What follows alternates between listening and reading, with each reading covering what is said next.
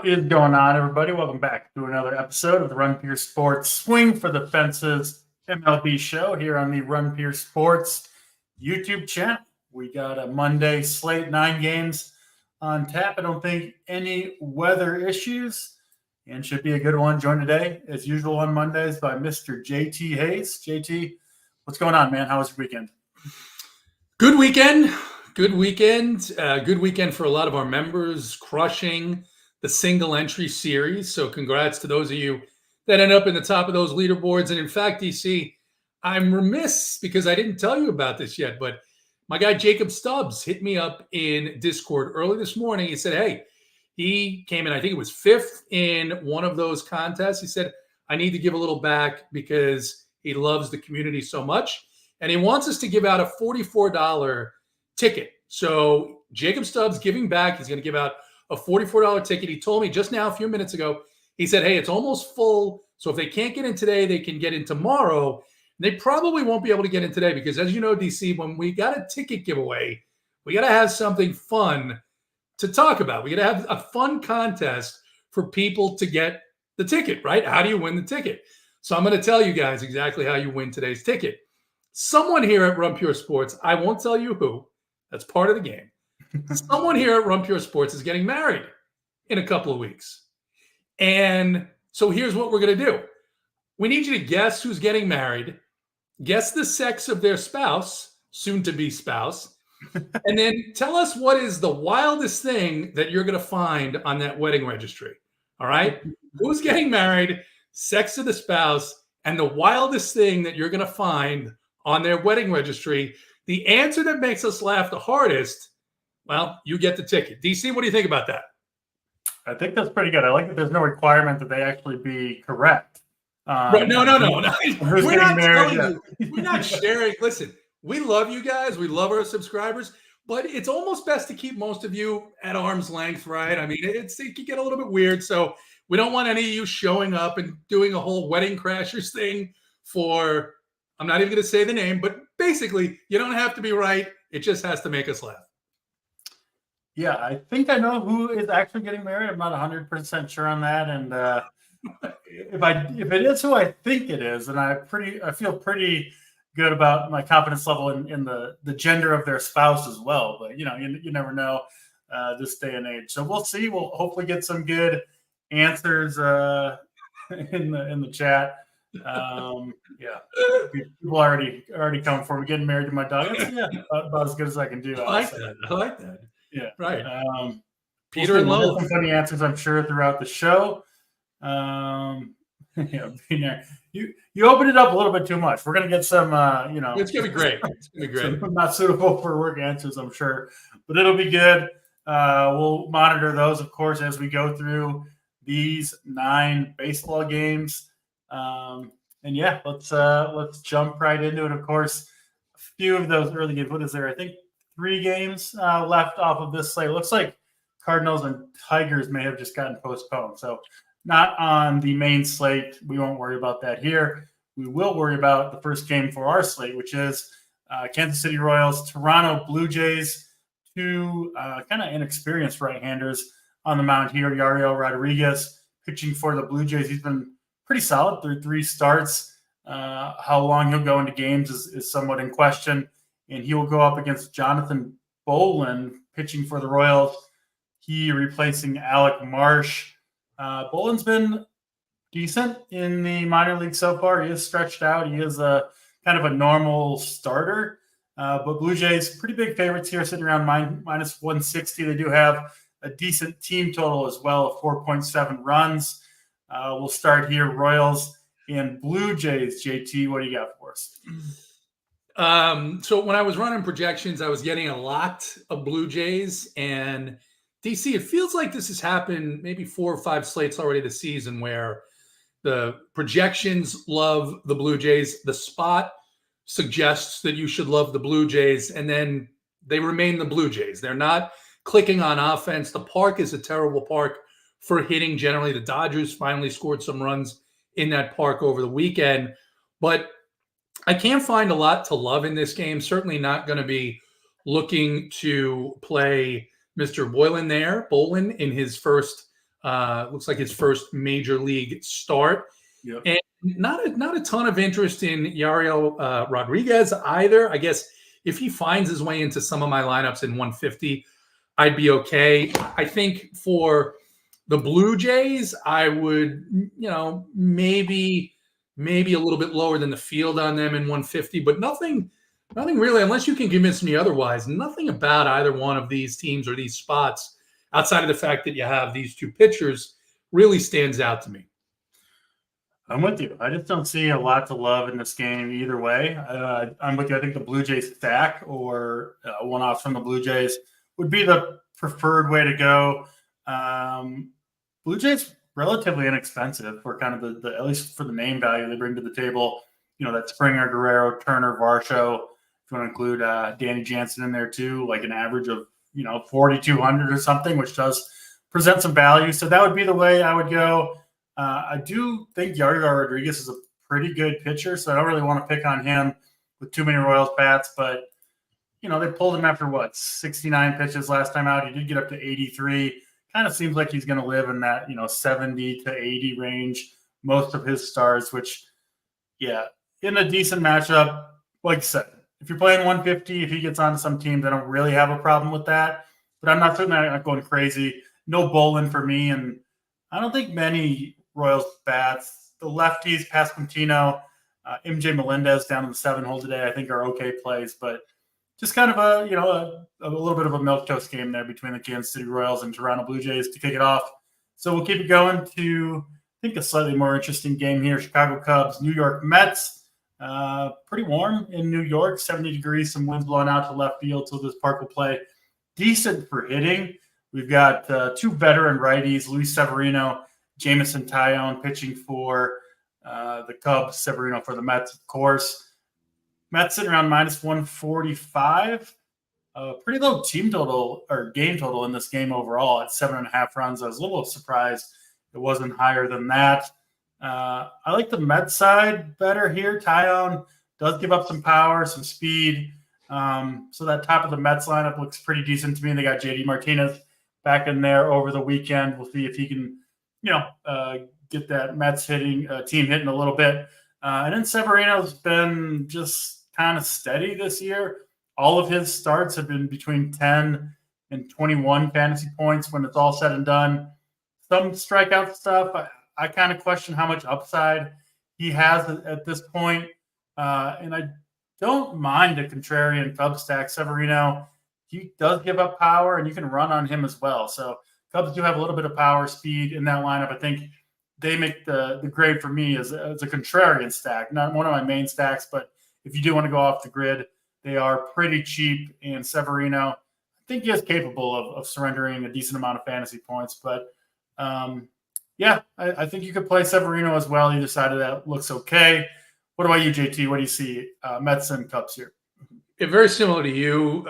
Tepid interest in the hitters here. Mostly, I'm not looking to pick out individual bats here, but the lefties on both sides are where I would be starting if I'm putting stacks together. Of course, the issue here is the Mets, they don't really have a lot of lefties right now. So you have Nemo and Lindor, and then Jeff McNeil. No one ever gets excited about playing Jeff McNeil. So, I mean, like I said, some interest in these teams just in case, but I do have maybe a little bit more interest in Severino than you, just because this Cubs team without Cody Bellinger looks like a little bit of a rougher weekend for them. And this is another park where we like to focus on pitching as opposed to hitting.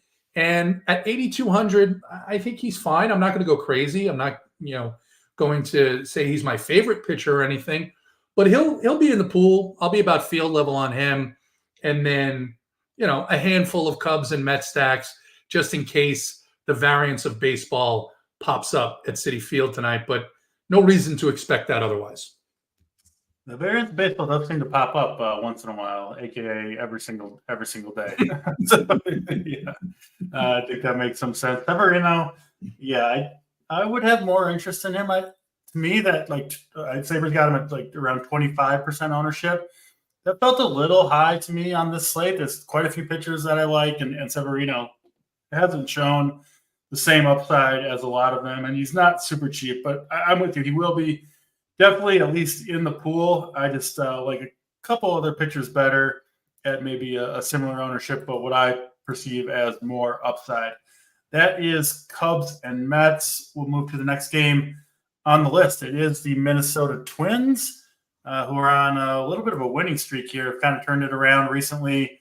They get Carlos Correa back in the lineup. Whether or not that's a great thing, we'll see. But they've been hitting a little bit. They do have 9 right-handed hitters to throw at the lefty. Garrett Crochet, who started off really hot and has been kind of decline ever since. Rookie pitcher for the White Sox. I still have faith in Crochet. The surface numbers don't look great. Underlying metrics look much better. I'm still a believer in this talent, but he did just face this Twins team, give up 5 earned runs over 4 innings. He gets 6 strikeouts there, so one of the reasons I like him, I do think the strikeout upside is going to be there for him from start to start. I don't love picking on this Twins team right now, though. And it is warm, winds blowing out in Chicago to left field for those 9 right-handed Twins bats who, are all going to be trying to pull that ball over the fence against Crochet. I wouldn't be surprised if a couple of them were able to do so. I kind of think this is a boom bust spot for Crochet a little bit. I think he's capable, JT, of missing a lot of bats, of racking up strikeouts. But if that's not the case, if he's not on his game, I wouldn't be surprised to see the Twins put a little bit of a hurting on him either. So I could see both sides of this one. I do like Crochet some. I will have some exposure. I'll be monitoring the ownership on that one. I don't really want to play him if he's going to be high owned, but at a low ownership, I would take the shot. And then he'll go opposite Joe Ryan for the Twins, who's been awesome this year. I think he'll be even better results-wise going forward. He did just face the Chicago White Sox team. I think it was Ryan versus Crochet, actually. And he was good, not great, 24.5 fantasy points. Hard to complain about that. Did give up 3 earned runs. But he's looked awesome, not walking anybody. Strikeouts have been there. And although this White Sox team is starting to come alive at least a little bit, this is still a team that we want to target night in and night out for the most part, including with Joe Ryan, who is my personal SP1 on this slate. What about you, JT? Interesting game here between the Twins and White Sox. Yeah, you mentioned the White Sox showing a pulse. I don't know how much of that has to do with what Tampa Bay is calling a bullpen this season, because it was pretty ugly when you see Andrew Benintendi hitting 2 home runs in a game. But this is a great spot for Joe Ryan. Like you said, okay game against them last week. Certainly we were hoping for a little bit more, but he's really, him and Pablo Lopez, the 2 pitchers on the Twins that are going to be allowed to get out there and throw 100 pitches. If they get into the 7th inning, they'll be allowed to at least get that. So I like Joe Ryan here just like you do. You have to wonder right now with Garrett Crochet, is this just where he's struggling for his footing after a hotter start, the league adjusting to him? Or is this what he's going to be, right? Is he going to be one of these pitchers where the strikeouts will be there, like an early career Blake Snell? Strikeouts are going to be there, but he's going to give up a couple of home runs as well. And this Twins team, I mean, over the weekend, DC, we rarely have to say this, but the Twins, I didn't have enough of them. 16 hits in 2 straight games against a woeful Angels pitching staff. Yeah. So if they get to Crochet, there's nothing in this bullpen that is going to scare any major league team that's going to be capable of shutting down any major league team for very long. So the Twins are definitely in the pool. The White Sox are not for me. And then I like Ryan, probably my highest, at least tied for my highest owned pitcher. And Crochet's in the pool just for what you said, what we saw early in his career. And as they transitioned him from a reliever to a starter, and we know that this Twins team, as hot as they were in Anaheim, they can get cold in a hurry. Carlos Correa is back, and look, he hasn't been great, right? He hasn't been great. So Crochet stays in the pool. By no means my favorite pitcher at all. Yeah, I will say, I think most of the Twins, like top half, that 1 through 4, looks safe from pinch hitting. But with the Twins, you always got to mention they've got Kirilloff, Julian, and Trevor Larnach, who all will almost certainly come into this game at some point. So Margot, Kyle Farmer, maybe Vasquez, I think are all decent pinch hit risks. So just be careful with those guys. Margot in particular would be one that I wouldn't be surprised if he's out of there after after just a couple of at-bats. So, yeah, I do think the top of the Twins lineup makes some sense against Crochet. Is just one of those spots where you can kind of play both sides. And then Joe Ryan looks like a really, really safe option with upside. Obviously, those are the guys who we like to pay up for and usually garner some ownership, both of which are true this evening as well. Next game on the slate, cruising right along here. We got Tampa Bay and Milwaukee. Ryan Pepiot pitching for the Rays. It's a kind of interesting start to this year. I do think there's quite a bit of talent in that arm, some swing and miss maybe that we haven't quite seen so far. He'll go up against a Brewers team who they continue to grade out pretty well on paper. I continue to kind of look at that lineup and wonder a little bit how, but they have performed well on the season.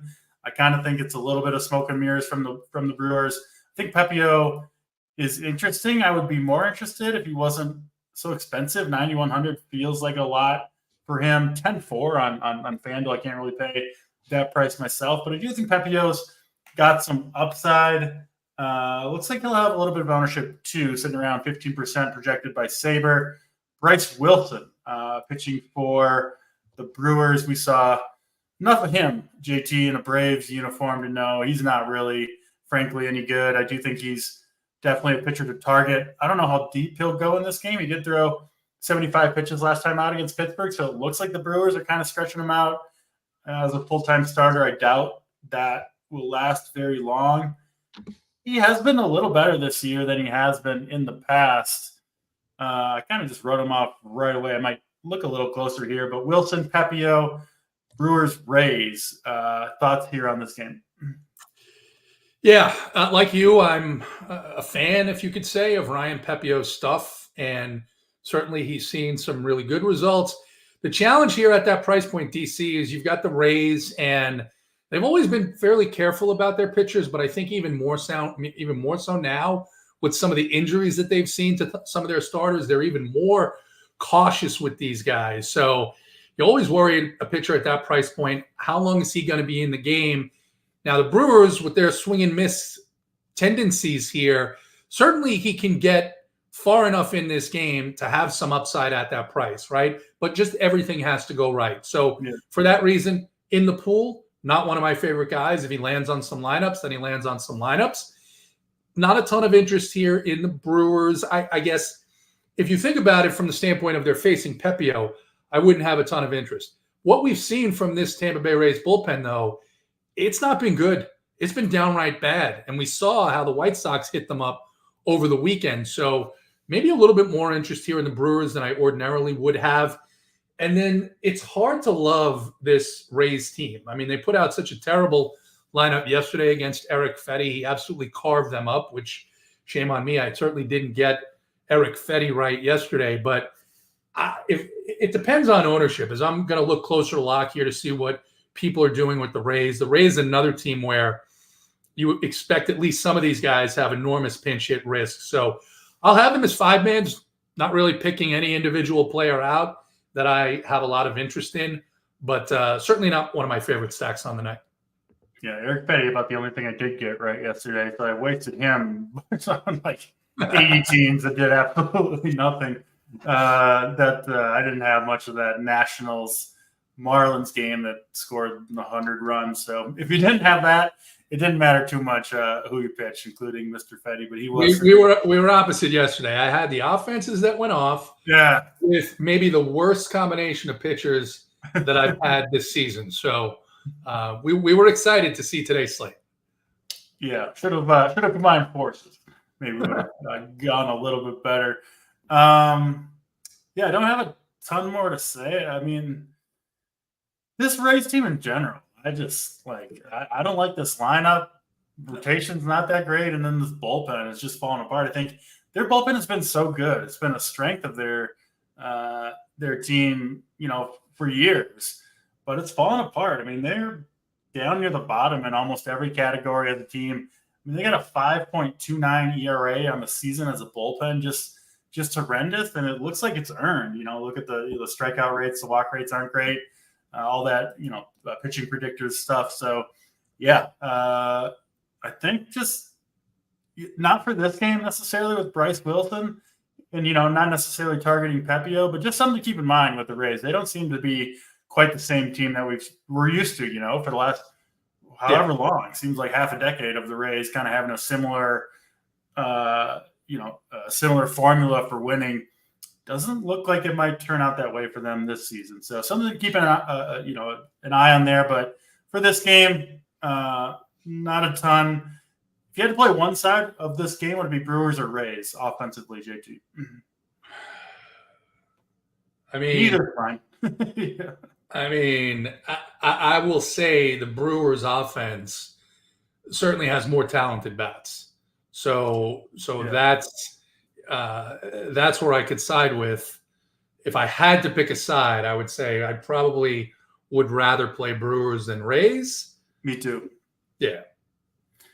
Yeah, tougher matchup for them, but I just think better hitters. There's just pretty much nobody in the Rays lineup I want to play. I guess Richie Palacios, but even him, 4,700 feels decently steep in with a decent matchup. So, yeah, we're on pretty much the same page there with Tampa Bay and the Milwaukee Brewers.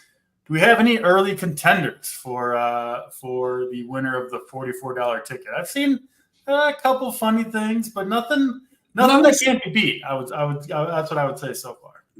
Certainly nothing that's blown us away. I mean, Jake Swales has one that is, if I had to categorize it in a word, I would just say disturbing. I do have that marked as a current winner so far, so that's what you need. Yeah, but it's not funny. It's more like, ooh, that's hideous. But it grabbed our attention. Both Rubio and Mangone, which is a plus. Yeah, so. Well, right, absolutely. We always love to see Sweet Travis. In fact, tag Sweet Travis if you think he's getting married. Hit him at Mangone in the Discord. Congratulate him. Tell him what's going on and what you guys think is on that wild registry. Yeah, please tag Sweet Travis. That's always a good thing to do. Get him fired up. Maybe we can get Travis fired up on the Twitter machine today. Yeah, I always love when he gets get his blood boiling a little bit. Always a good time. Let's get over to the West Coast. We're halfway through the slate. There is a 2-hour difference between these first 4 early games and in the last 5 games over on the West Coast. So kind of a weird split slate. I'm glad DraftKings didn't do something dumb and have a 4 game slates. Yeah, wouldn't shock me if they did something like that. But they all are included. It'll just be we'll have 4 games to watch early and then some late baseball. Hit the like button. Got a good crew watching, almost up to 300 people viewing this show. And, of course, we've got all the sports going on over at Run Pure Sports, NBA playoffs going strong, MMA, golf, NASCAR, esports, and, of course, baseball. Promo code DC15 for 15% off your first weekly or monthly payment. I see you viewing the chat as I go through the business side. JT, hopefully – some good stuff rolling in there, trying to get that $44 ticket. But we do go out to LA. We've got the Phillies and the Angels, 9 total in this one. Good hitting weather in LA. Going to be 75 degrees, winds blowing straight out to center field, some humidity as well, which is good for hitters. Christopher Sanchez, the lefty on the hill for Philadelphia. He's been a little bit all over the place on the season, coming off a rough one against Cincinnati. He did have a gem against Colorado to start before that. And he'll go against Griffin Canning, who really hasn't shown much. We just talked about how bad that Angels pen has been. I've got them as a bottom 5 bullpen as well. And, man, this Phillies team starting to heat up, play with confidence. I really, really like this Phillies squad tonight. I think they're going to be pretty chalky. They're pretty expensive. So, not pulling any punches there, but they are my personal number 1 stack on this slate. I think you can play just about everybody in this lineup against Canning and this LA Angels bullpen. What about you? Where do you stand on Phillies and Angels? Yeah, so I do like the Phillies here. People in chat are talking about the obvious, which is the left-handed hitters here. Of course, you've got Schwarber, Bryce, Marsh is in there. Bryson Stott started to get it going this weekend. The other thing they do is they steal bases. And you can run at will on the Los Angeles Anaheim Angels, whatever you want to call them. So Phillies have to be up there up top. in terms of interest in stacks. I like Sanchez a little bit as well, maybe a little bit of a contrarian play. I don't see him gaining a ton of ownership, at least when I looked about a half hour ago. DC, do you have an ownership number for Sanchez? I can pull it up here. Yeah, Sanchez coming around 10% right now from Sabre. I think that's pretty good. I think that's a good ownership number. Philly's just a far superior team to the Angels. We know that the Phillies bullpen, however, is their weak link, but I'm really not all that tempted in going in on the Angels as a full stack. Maybe a couple of mini stacks in 150, but just not a ton of interest for me there. Yeah, Sanchez hasn't given up a home run all year. He kind of pitches a little bit in that Ranger Suarez. He's not that good, not as good as Suarez, but a lot of ground balls, not a lot of home runs. Obviously, those pitchers can be a little bit of a struggle to really put up some runs against. I do think Trout, Taylor Ward, decent plays. We've seen Joe Adele pick it up recently. He's $3K. He's cheap if you need some upside. Again, could strike out 4 times, and that might be the most likely outcome. But he does have upside at $3K, no question about it, with the power speed combination he brings to the table. And yeah, this Phillies squad looks primed. I assume you're in on the Phillies as well here, JT.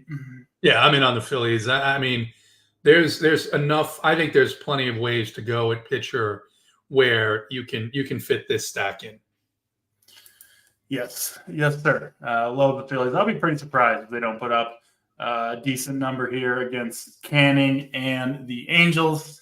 All right, we got some better submissions rolling in. A couple made me chuckle while you were talking about that game. So keep them coming in, people. Get that $44 ticket. Again, we need which RPS coordinator is getting married, the gender of who they are marrying, and what is it? The registry? So something that they're asking for. Something wild. What's the wildest thing on the registry? And by the way, I haven't seen anyone yet at Mangone in Discord, which is very upsetting to me. So let's get that rolling. Beanair, first of all, do better on these submissions. We all know that you banged Blake Snell's girlfriend at some point 20 years ago. Please stop bringing that up. But feel free to go ahead and get into the Discord and at Mangone. It's all good, Beanair. I too peaked in high school. It's cool. Let's go to Cincinnati and San Diego. Nick Lodolo on the hill against the sometimes knuckleballer Matt Waldron. 7.5 total in this one. Obviously, we know Petco out in San Diego generally does play as a pitcher's park. Lodolo, I kind of throw in the crochet bucket, JT, where a high strikeout lefty, a lot of talent in the arm, but I don't love the matchup against the Padres, who are patient, who don't strike out much. But I still do think Lodolo is interesting. Looks like he should be – Sabres got him at 5% ownership, so I've got to take a little slice of that pie, given the talent. No real interest in Waldron for me, although the Reds did make Dane Dunning look like the second coming of Nolan Ryan yesterday, so maybe Waldron can do it too, but I'm not going to take another button I struggled to click yesterday was Dane Dunning's.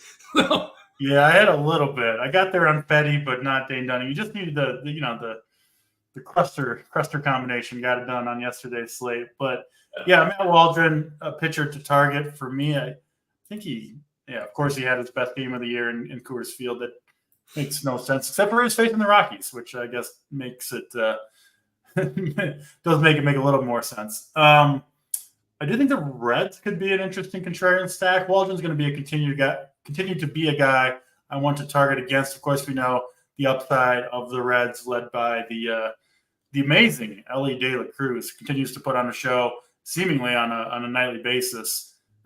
Looks like a different animal, a little bit of a man among boys scenario for Ellie De La Cruz out on the baseball field. He's one of my favorite one-offs, as is almost always the case when he's got a reasonable matchup. What about you, JT? Cincinnati and San Diego. Yeah, low run totals, another park that we don't love to target for offense. I think Lodolo is interesting in tournaments. I'm not interested really at all in Waldron, regardless of what happened yesterday. And I have some interest in each of these teams in 150. If I was doing a smaller group of lineups, which I am tonight, the Reds make my cut. The Padres probably do not make the cut in terms of full 5-man stacks. I think you can play a couple of these Padres as 2-mans just for the power opportunity of guys like Tatis, Machado, and Bogarts. Even Ha-Dong King, excuse me. So that's really the whole interest here for me. Bean, we need to know what day of the week it was that your liaison with Blake's girlfriend happened. You seem to remember a lot of the other details about it. So, but yes, that. And by the way, Scott Payne, if that's the case, the signed Justin Steele T-shirt would be Pure Run Sports. Okay, you need a signed Pure Run Sports. That's what he wrote. He wrote Pure Run Sports. I got to be honest. Like, I didn't expect that Boynton would be the guy that people attacked, just because he's he doesn't really upset anyone ever, unless it's 4 a.m. But but at least spell his name right. I mean, Josh, all right, you corrected yourself, sort of. But I mean, Biden. I was like, Biden. What the hell is that? So we're only like 3 letters off on the first. Yeah. Or maybe you meant Travis is marrying President Biden. Now that would be entertaining. Now that would be something. That would be something that we would get. You better do it soon. You better hurry, man. You better get him to the altar. Where were we on this slate? We were talking about the Padres and the Reds. I was actually done talking about them, so you go ahead and I think we agreed about almost everything. Izzy, what's going on? Yeah, I just think that Reds team, man. I think they're going to bust a lot with the high strikeout rates, but when they go off, you just kind of got to have them. So I'll have a decent amount of Reds, some Padres, like you said, and then some Lodolo as well, who, people just aren't going to want to play him. I get it because of the matchup, but Padres have been a pretty pedestrian offense so far. And like I said, I think Lodolo, one of the pitchers who's got enough talent to overcome even a little bit of a tough matchup on paper. Next game on the slate, going to be a popular one for offense, I believe, at least will be for me, Arizona and the Los Angeles Dodgers. We've got 2 bad lefties on the hill. Tommy Henry, who everyone knows is bad, has been bad. And James Paxton, who he looks pretty damn washed to me, JT. I don't know what your opinion on Paxton is, but even if the results on paper have been okay for Paxton, at least ERA-wise. Looks pretty bad if you go anything beyond that. Not getting any whiffs, not getting people to chase outside the zone.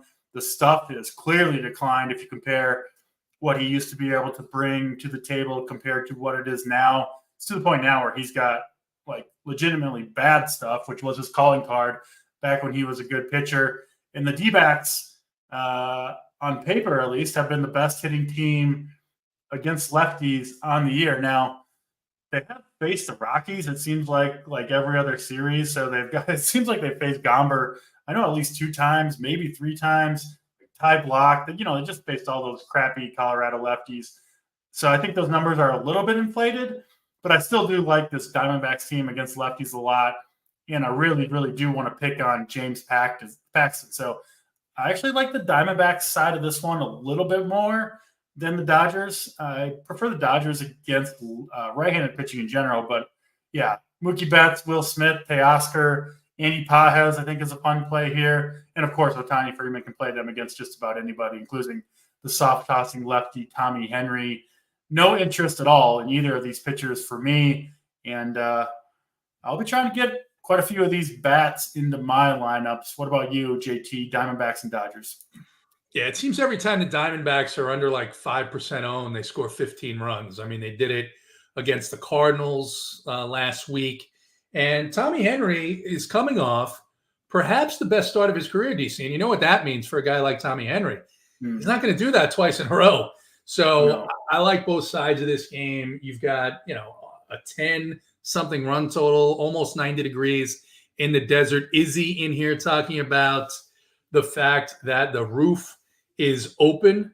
It's not on fire, but it's open in Arizona. So I like this game quite a bit. I'm sure the field is going to like this game, at least the Dodgers side. Dodgers side going to be probably much more popular here but no reason to not like the Diamondbacks in this spot as well. So I like both sides here, and that's basically it for me. I'm not going to be playing. I'm not going to be clicking on either one of these pitchers tonight.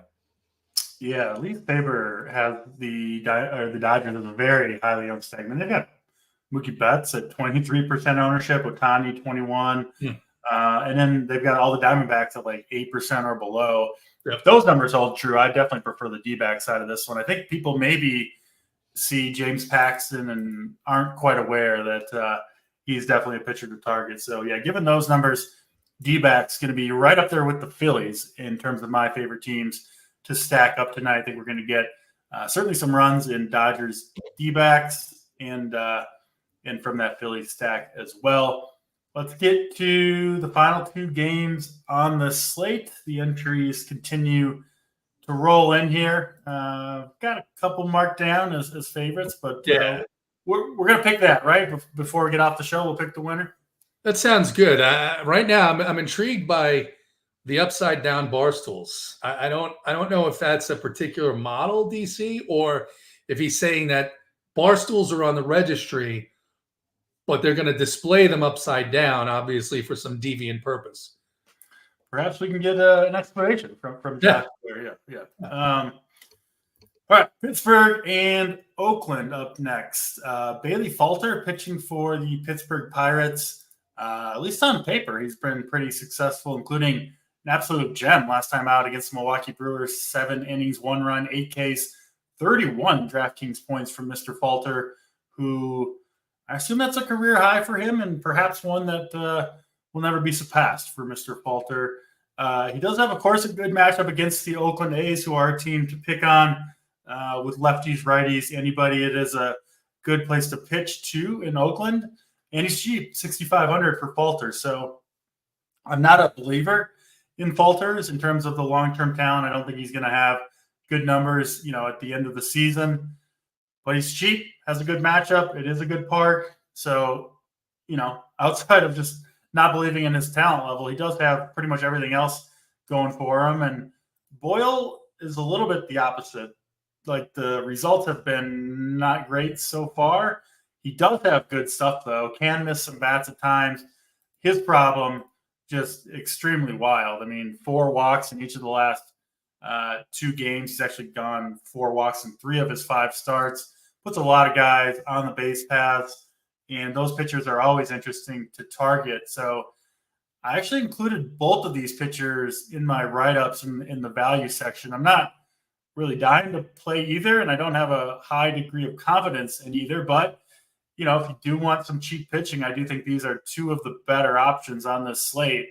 And, yeah, this is a game. Honestly, I could see this game going a number of ways. I wouldn't be surprised if we saw kind of an offensive explosion like we did with 2 bad offenses in the Nationals and Marlins. But I also think I wouldn't be surprised to see a 2-1 or 3-2 game in this one with these pitchers putting up some decent numbers.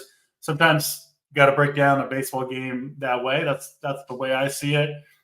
Middling total, right? Sitting around 8. Pretty much coin flip. Pirates flight favorites. Can you talk me into either one of these pitchers or frankly, either one of these stacks? The Pirates stack is the one I have more interest in myself. What about you, JT? Pirates and A's.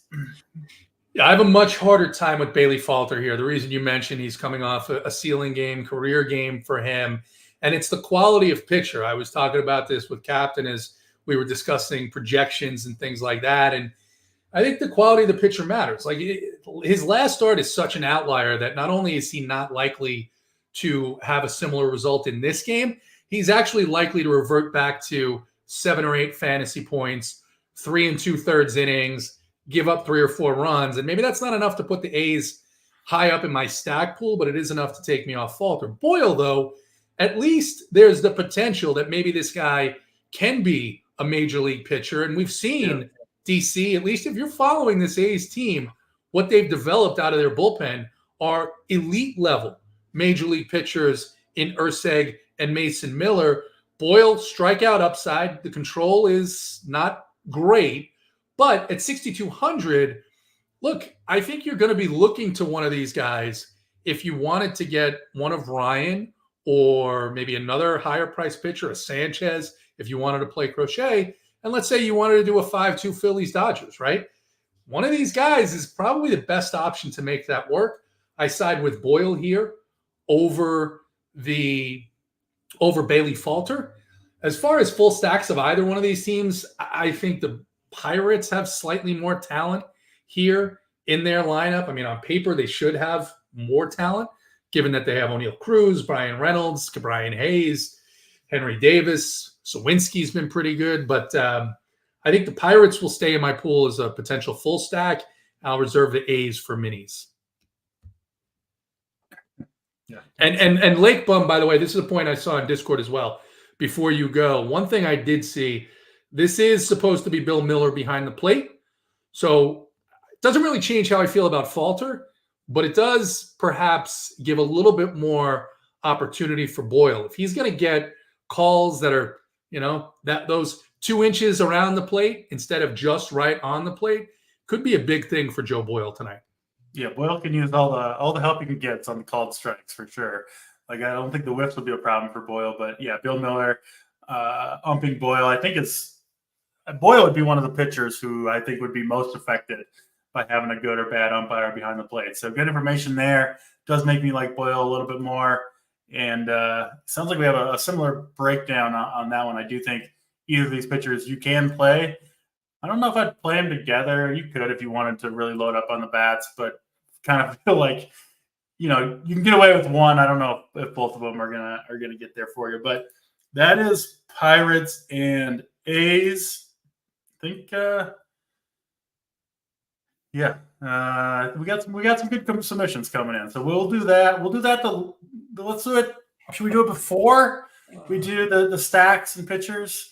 I think maybe. And what's interesting? It now makes a whole lot of sense that Josh Shack here is Workbench Pete in Discord because they're he's just a phenomenal guy in there. Had a big win, I think, last week. Josh, big question though. How did you decide your screen name would be Workbench Pete? I think the people deserve to know that. Peter Porker is really casting some aspersions here. But Josh, what went into the selection of that screen name? I mean, I was going to say it sounds pretty self-explanatory until then I was like, wait, his name's Josh. So why? Yeah. Well, so, maybe he's referring to my own proclivity around the workbench. It could be a shout out to old DC. Probably not, but could be. Maybe he was like, hey, Pete, DC Pete, he gets on the bench. He wants to emulate both your DFS game as well as your bench game. He's a Mangone fan. He's a Mangone. I took. Is he the big meat Mangone guy? Big Mangone guy. I took Mangone's cores one Saturday, and he was quick to chime in on the Discord. Mangone, are you going to be dropping a core anywhere? DC's, we don't want DC's cores. We want Mangone's cores. Which I get it because I think Mangone did help him get that big score. 25. Very nice. Yeah.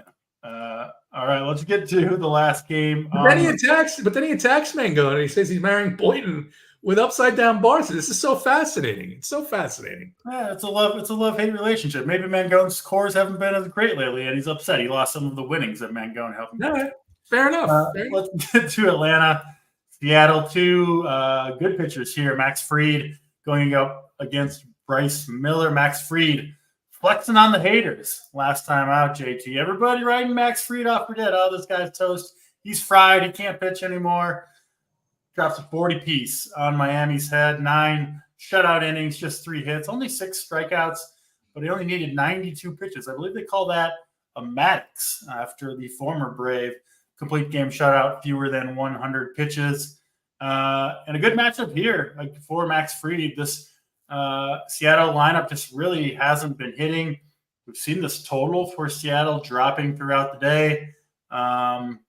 And, even though he threw a complete game, it's not like Max Fried was overextended throwing just 92 pitches and really not facing any trouble that entire game. Kind of just was cruising through all 9 innings. So I wouldn't be worried about that at all. Fried is kind of who we thought he was, or at least who I thought he was. 8,700, still kind of cheap. I do think Fried may come in as the highest owned pitcher on this slate. understandable, I think. And then Bryce Miller going for the Seattle Mariners. I always love pitching these Seattle guys, especially when they are at home. Miller does have some alarming underlying stats. He's given up a lot of barrels, second percentile in terms of barrels given up at 15.5%. So has been getting hit a little bit hard. I'm not going to the Braves here. They just haven't looked great. But yeah, I know what happens when I'm completely off the Braves. They just go absolutely wild. And that would, of course, make sense for Ronald Acuna to break out in one of his worst spots of the year. So I'll mix them in a little bit just so I don't completely miss out. But yeah, the pitching I think is the interesting part. And then Bryce Miller himself, I assume, will be low owned. I don't think people are going to pick on the Braves, even with I'm trying to pull it up here, even with the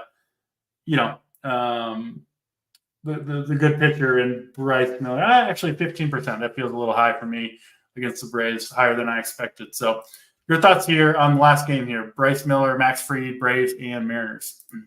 Yeah. You guys are already talking about it. Tony Snow talking about it in Discord, right?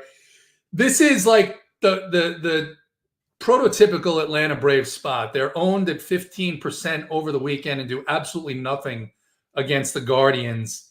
And then they fly across the country to Seattle and they score 12 runs, right? I'm not predicting that to happen because I, like you, have seen the same thing. They're not getting it together at the plate. They're winning games because of excellent pitching, an excellent bullpen, and just outstanding all-around defense. Ronald Acuna Jr. made a play into the corner on Saturday night with a relay to throw out Jose Ramirez. That was one of the best team baseball plays that I have seen in quite some time. Just them getting to the ball, the relay, getting it to Travis d'Arnaud, and Ramirez, who's actually pretty fast, was out by like 5 feet. So this team's playing very, very good baseball right now outside of not really clicking on offense. But they're in the 150 pool, 4 or 5% Braves, no doubt about it, just because they're like the Phillies, like perhaps the Reds, at least so far this season, one of those teams that they could just go nuts and, completely random. Diamondbacks, we talked about. Max Fried, however, look, coming off the best game that he's going to pitch, right? Outside of a no-hitter, that is the best game that he's going to pitch. Nearly 40 fantasy points. Game was against the Marlins. I understand that Seattle hasn't been very good. I understand they haven't gotten it together offensively. However, that ownership for Fried seems like it's ridiculously high for what he's done this year. Going from taking on the Marlins, I understand the park is good. I'm not saying Fried's out of my pool. Both he and Miller are in the pool.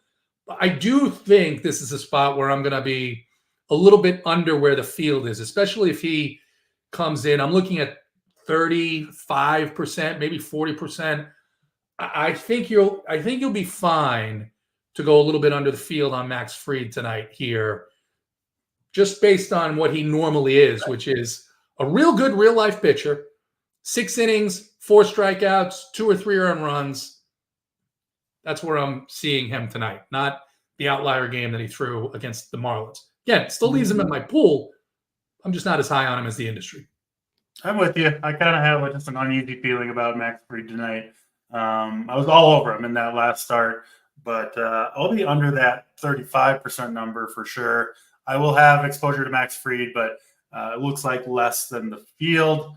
And then I'll be under the 15% on Bryce Miller too. Actually, I think he'll be lower than that ultimately, but I'll be under on 15% as well in my 150.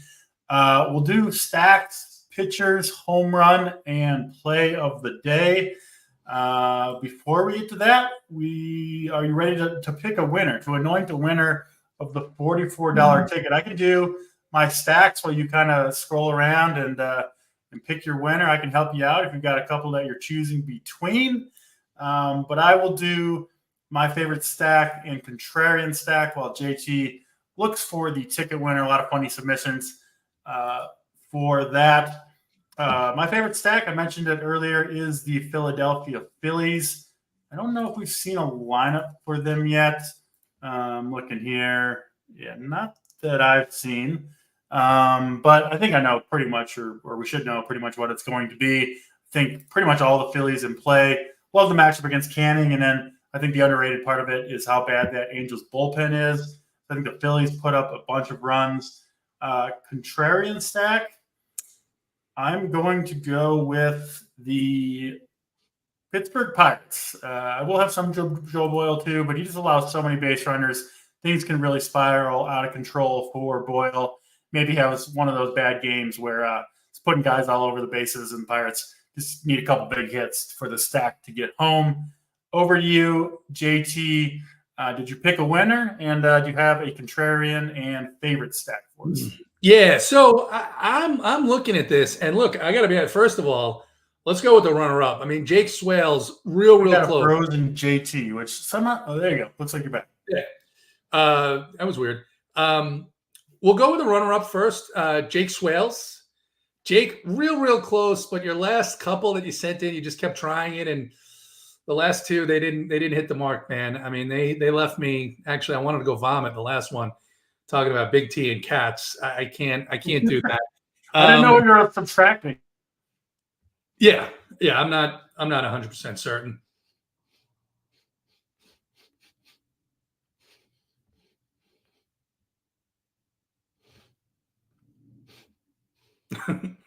Am I frozen or is DC frozen? Oh my God. All right. Who can you guys hear, me or DC?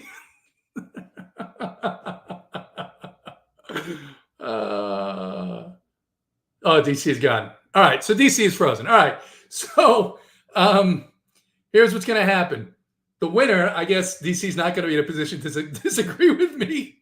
It's Josh. It's Workbench Pete. Workbench Pete, you are the man today. Congratulations. The bar stools are your thing. That was great. Kevin Swales, you're the runner-up, which means you win absolutely nothing. I'm sorry about that. But being there, we're not going to do that. So my favorite stack too is the Phillies. My contrarian stacks are there's Big T. Hey, do you have your cats? I can't answer for the cats. I hear that part, but when I saw your face on here, all by yourself, I gotta hop on with. I appreciate that. I appreciate that. All this money, DC wins, and his internet still doesn't work. Maybe he's gonna fix that. Maybe he's gonna. Big T puts on his favorite background now. See, this is what you need. I was watching it. I honestly, when it started, I almost popped on because it was too black. There was too much darkness. Yeah. I don't know what game you guys are on, but I can hop in and go. So actually, I'm giving favorite stacks, and a favorite and a contrarian. So my favorite stack is the Phillies. Hard to get away from this spot against the Angels. I know they're expensive. As far as contrarian, if I'm looking at contrarian, truly contrarian, of a 1 to 5% owned stack, then I do like the Diamondbacks, but I'm going to say there's no chance after playing the Braves and everybody playing the Braves all weekend that I'm not going to have some. It's a terrible spot. It's a terrible park. No, you can't be going to those West Coast parks. But here's the thing. After being 15% owned all weekend, 10 to 15%. I played them all weekend too. I know. They're going to be 3% off. Here's what I'm saying. When I'm talking about contrarian, they're 5 to 6% of my pool, but I'm not leaving them out because, they're in Seattle, right? I don't think it's going to hit, but that's something that I will do. And that's honestly, and you're really good at playing 150. I'm trying to get better. I've had good success so far this year. And I see you doing just fine. But I was going to lead into what you just said. One of the things I've done better, I used to just jam the spots I like, which I always did that. And I've kind of gotten away from that. Don't get me wrong. I still jam the spots I like. But in 150 teams, it's okay to throw 5% Atlanta or something in Seattle. And honestly, just being totally honest, 2 or 3 of the 5-digit wins I've had have been on teams I wouldn't have had in previous years. Yeah. Just because Saber Sim, and I sent the tweets and people think it's just because I'm selling. It's the truth. I put it in there with Saber Sim. It gives me 5% of whatever it is that day. And it ends up winning because I don't just play 2 stacks. It used to be I would literally just play the Braves and the friggin' whoever, the Dodgers every day. And then you don't ever get those lower owned stacks. So will I play the Braves on my main team? No. But No. will I play 5% knowing that they could break the slate? I'm with you. And you've always done that good. That's why you've crushed baseball, because all you need is the one stack that goes off, or like the Reds. I don't love the Reds, but they can always go off. They have upside in San Diego. And that's one thing I didn't used to. Even like Oakland, just a little sliver of some of these teams. Don't get me wrong. I still fade some spots that I think are terrible. Like, I'm never playing the White Sox against Joe Ryan. Right. I'm not doing that. I'm not going crazy, but I am getting some slivers. And like, if it's just a horrible spot, like at Wrigley when the wind's blowing in and cold, I'm fading that still. But like you said, I'm always playing the Rays against Bryce Wilson a little bit, just a little sliver. I don't need it, but 5% or you like Long John slivers there, Terry. Uncle T got a little shipper this weekend too for 5K. Very nice, very nice. But isn't that the greatest feeling too, Big T, when you play 150 and every game is like 3-2, and then all of a sudden out of nowhere, this happened to me last week. Oh, look, the Diamondbacks are scoring 15 runs. And you just sit there and you're like, I know I have some of them, so it's not going to be a terrible night. And then you open it up and you're like, oh, I'm in second place, right? You got a shot. Yeah, because, you've got the only team that's scoring runs. And that's been the other thing this week. Remember, Monday night, almost all these teams traveled, or a good portion of these teams traveled. These games have been lower scoring. And so you want to get a piece of just whatever variance comes and say, especially on a, 9-game slate? I mean, it doesn't take much to get two teams of most of these guys into your mix, especially the better offenses, right? We're not talking about the White Sox. I'm not talking tonight about the Los Angeles Angels so much, right? But I'm saying you have those guys in, and then all of a sudden they go off. Plus, at 2-3% ownership, much easier path to the top.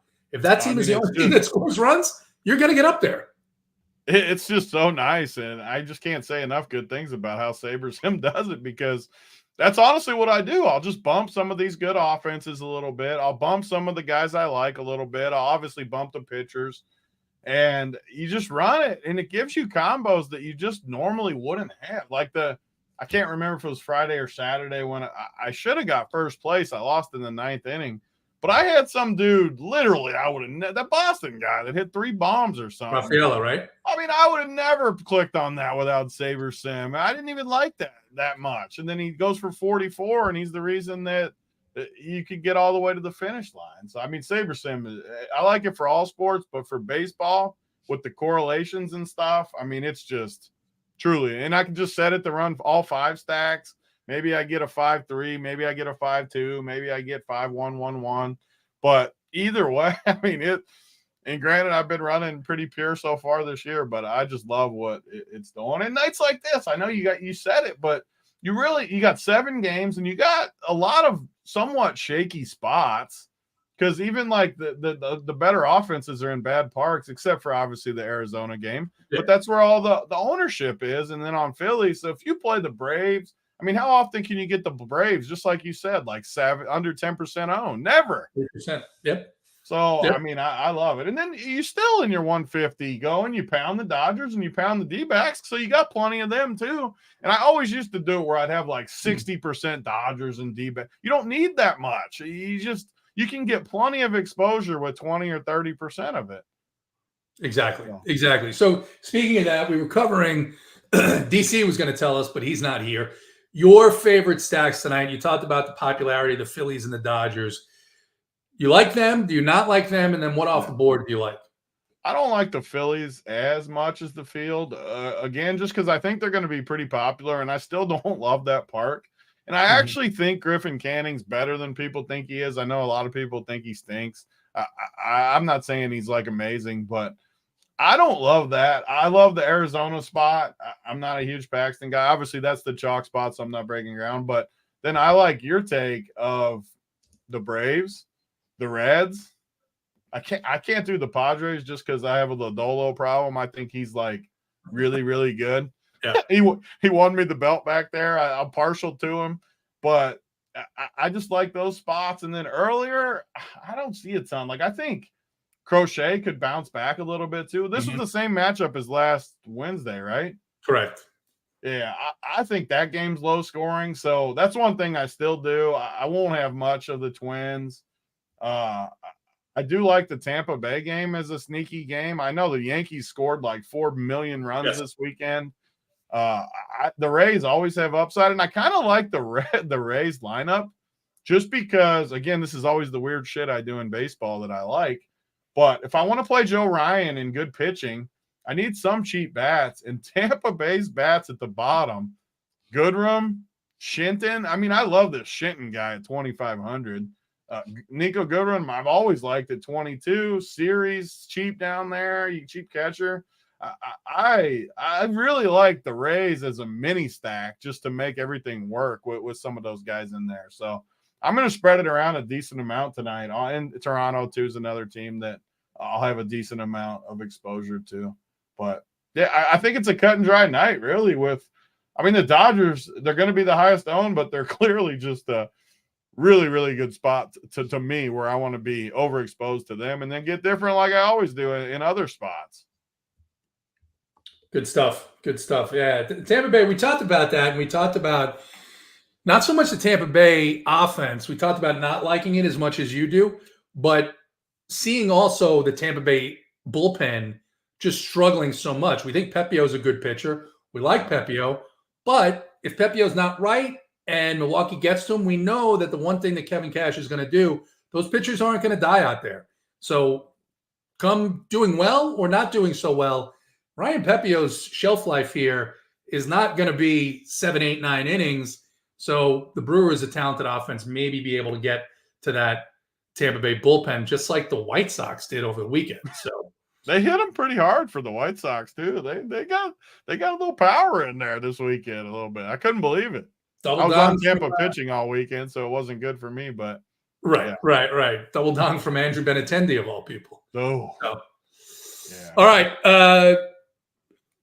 Workbench Pete, hit up Jacob Stubbs for your $44 ticket in the Discord. Big T, any final thoughts?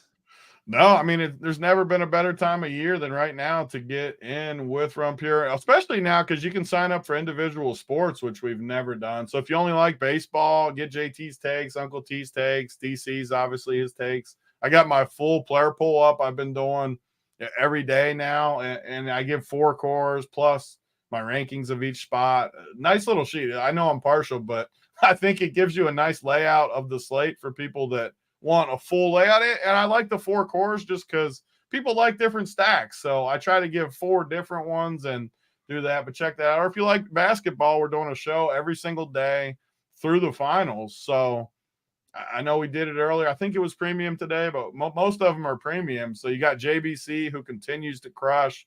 You got JSU, who breaks slates down better than anybody. And then me tagging along with them every single day for the NBA stuff. Never been a better time. And that doesn't even talk about NASCAR and MMA and everything else. But never a better time to sign up than right now. And do it. Let's make some money. Awesome. You heard it here. Run Pure Sports. Is there a code right now, Big T? Or is it RPS 15? Just the basics, baby. 15% off any package. And the nice thing, I will say this too, because SaberSim doesn't have to do this. It includes SaberSim, which that nice package is $300 a month, which I understand a lot of people can't get up that high. But give it a test run if you really want to take things serious, and that'll be 15% off that too. Which you start getting up in the 300s, 15% adds up for a 1 month run of it. Absolutely.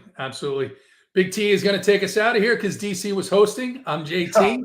I got to pull it up real quick. There